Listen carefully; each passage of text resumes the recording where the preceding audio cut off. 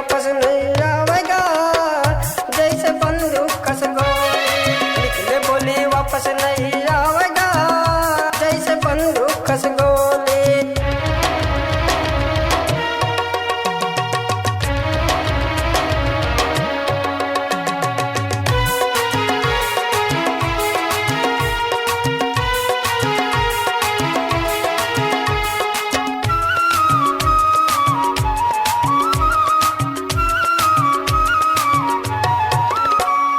सोच समझ के बोल ग भैया, सोच समझ के बोल, सोच समझ के बोल ओ दीदी, सोच समझ के बोल।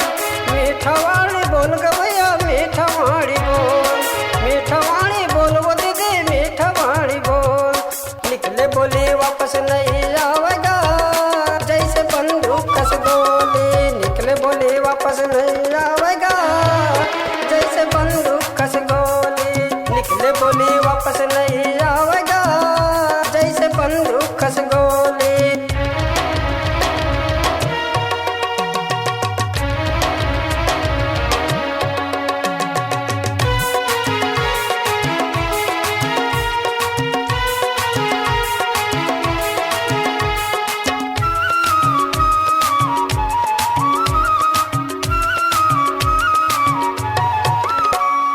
कभी तरह